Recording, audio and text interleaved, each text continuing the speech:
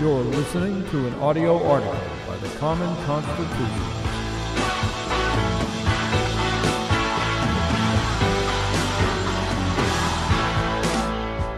Today's article is entitled, Conservatives Must Separate Trump the President from Trump the Man. I have a disagreement with some conservatives. However, I choose not to name names due to my respect for them on so many other issues. My disagreement is regarding the Trump presidency versus Trump the man. There is a story out there, most of us have heard at least some of it, that Trump had paid off an adult film star, possibly with campaign funds, for an alleged affair Trump had in 2006. The payoff was meant to make his involvement with her go away, in other words, hush money. Trump is accused of breaking 2 campaign finance laws by not reporting $130,000 worth of hush money paid to Stephanie Clifford, a.k.a. Stormy Daniels, the aforementioned adult film star. One complaint was filed with the Federal Election Commission, the FEC, and the other with the Justice Department. No doubt Jeff Sessions will feel the need to recuse himself again, and the left will demand another independent counsel. Now, I don't know this, but I won't be surprised if it happens. Although conservatives are saying if the payoff happened using campaign funds, then Trump may be in trouble, the tone of some implies the clear guilt of the president. Their dislike of Trump personally has, in my opinion, clouded their judgment and reason, as if they want it to be true. One such conservative, who appeared to be reading something as I listened to his broadcast, said that, quote, the complaint was filed by the non-profit and non-partisan group Common Cause, which was founded in 1970 by Republican John Gardner, unquote. I assume that this is supposed to somehow legitimize the claim, but come on, let's do a little homework before presenting Common Cause as a legitimate source for anything.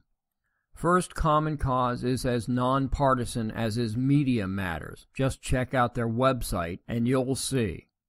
And second, John Gardner is hardly a Republican and demonstrably not a conservative. He worked as Secretary of Health, Education, and Welfare for, wait for it, Lyndon Johnson. What sane Republican, much less conservative, would work for a radical left progressive tyrant like Johnson? Answer, none. Of course, this doesn't mean the claim isn't true, but knowing the source should automatically call the claim into question. So some conservatives are now asking whether it matters if he did this or not. The commentator stated that it appears that conservatives do not, as long as they have their guy in the Oval Office. And for some who have become sycophantic followers of Trump, he's right. He went on to compare Trump with Bill Clinton. He said, and correctly so, that it mattered in the 90s with Clinton. With Clinton, it was all about how character mattered. Now, he says, for many on the right, it no longer does. But this is neither a good or fair comparison. It's like comparing someone who used to use drugs a decade ago with someone who just shot up an hour ago. No one has or is accusing Trump of this behavior presently. I'd like to say that we should let the process play out, and if it has any validity, it should be investigated. But by whom? Who could be trusted to do the investigation? But this latest legal issue is not my point.